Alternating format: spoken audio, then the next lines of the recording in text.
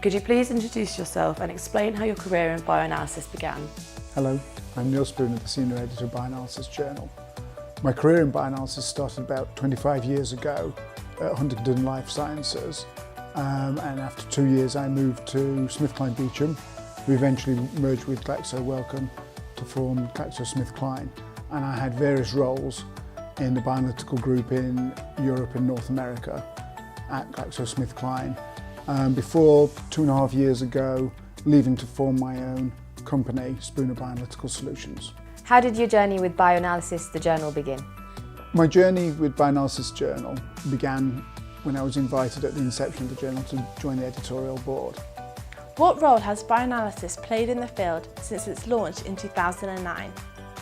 Bioanalysis Journal has played a pivotal role in the field of bioanalysis since the launch of the journal. It's been a true partnership in helping to develop the science and understanding of bioanalysis. The journal itself has been a fantastic platform for the community to spread ideas and have a discussion, whether that be about new technologies or whether that be about regulations surrounding bioanalysis.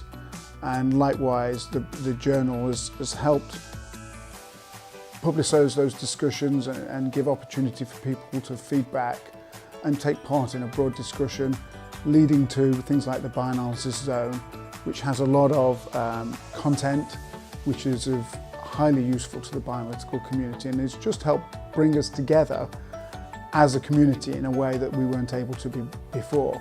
In many ways, bioanalysis has become our house journal and is part of our brand as bioanalysts. How has the field of bioanalysis evolved over the last 10 years, and has the journal kept up? The field of bioanalysis has evolved in many ways in the last decade. There's been a lot of changes in regulations and a lot of discussion around that regulations, which Bioanalysis Journal has played a part in.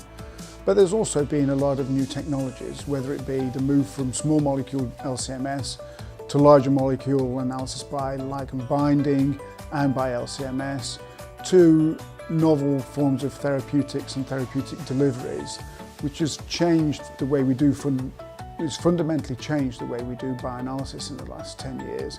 And bioanalysis has very much been part of that discussion and spreading the word about these technologies and how they are used and how we should validate and regulate the methods and the data coming out of them. So compared to when I joined the journal, I would say bioanalysis is a very, very different, much broader, much more exciting and interesting science than it was 10 years ago. And you can see it's continuing to develop, and I look forward to watching the journey through the pages of Bioanalysis and through Bioanalysis Zone. What are your thoughts on the partnership between the journal and Bioanalysis Zone? So concerning the partnership between Bioanalysis and Bioanalysis Zone, I think it's a really pivotal relationship. Bioanalysis represents the more academic, traditional, peer-reviewed publications, which are really, really important to underline our science and prove that we're doing high-quality science and we're moving the agenda forwards.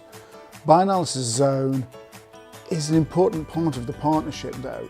It's able to be a little bit more current, a little bit more personal, a little bit more human than a stale journal can be. And when I say stale, I don't mean the journal is stale in the way that it's not at the cutting edge, but just by the very nature of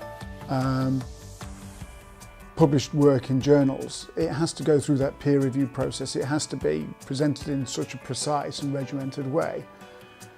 The Zone allows us a little bit more flexibility and a little bit more of that human face to be brought, and allows us other platforms such as webinars, polls, so we can, rather than following the curve in the way that a manuscript published in the journal will be, the Zone allows us to lead the curve and set the agenda.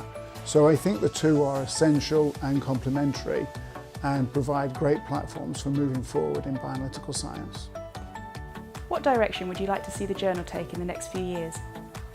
In the next few years, the direction I'd like to see the journal take is helping all its readers to stay on top of the inevitable developments that will come in the regulatory arena and the technological arena, whether that be the analysis of new molecular types, whether it be new analytical technologies or just changes in regulations in different parts of the world. I'd very much like to see that conversation ongoing through the pages of the journal, linking that to what goes on in the zone.